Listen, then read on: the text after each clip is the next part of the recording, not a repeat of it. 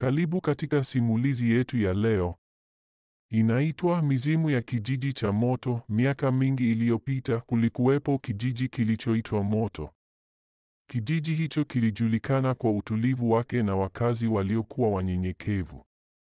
Lakini usiku wa tarehe 13 mwezi wa Juni, mambo yalibadilika. Msichana mmoja mdogo, Afia, aliteketezwa hadharani kwa tuhuma za uchawi. Watu wa kijiji walimchoma moto wakiwa na mapanga na marungu wakimwita mchawi, ilhali hakuwa na hatia. Aliaga dunia huku machozi yakimtiririka na akiapa kwa sauti ya mwisho, nitawarudia. Mmoja mmoja hadi damu ya mwisho itakapomwagika. Miaka ilipita. Kijiji kilibaki kimya kwa muda. Lakini usiku wa mwezi mwekundu, milango ya jehanamu ilifunguliwa. Mizimu ya wale waliouliwa kwa dhuluma ilianza kurudi, kuanzia na Afia. Mwanafunzi mmoja wa vyuo vikuu, Brian, alienda kijijini kufanya utafiti wa historia ya dhuluma za kijijini. Alikuta watu wa kijiji wakiwa kimya sana, hawapendi kuzungumzia historia ya Afia. Lakini usiku wa pili, Brian aliona kivuli kikimzunguka, kikiimba kwa sauti ya utotoni, walionichoma sasa ni zamu yao. Alipoamka asubuhi, alikuta maandishi ya damu ukutani kwake, usihoji moto. Brian hakusikia. Aliendelea kuchunguza. Akafukua kaburi la Afia.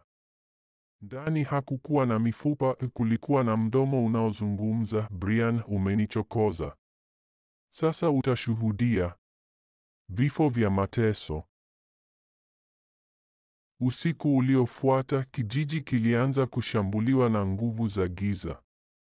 Wazee walikutwa wakiwa wamenyofolewa macho yao.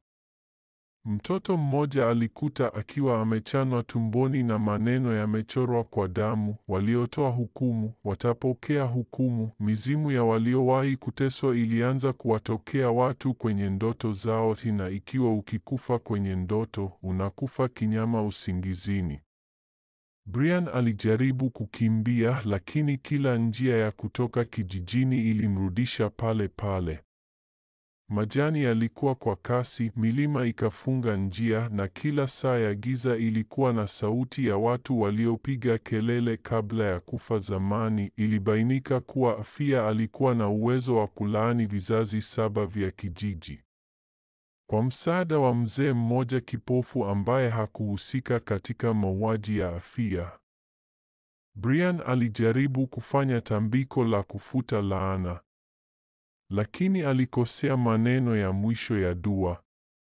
Na badala ya kuifuta laana, aliifungua zaidi. Sasa sio kijiji tena kinashambuliwa, bali kila mji unaowahifadhi watu wa ukoo wa moto.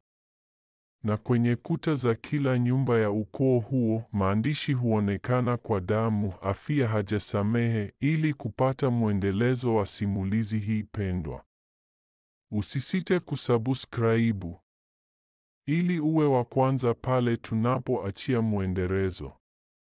Asante.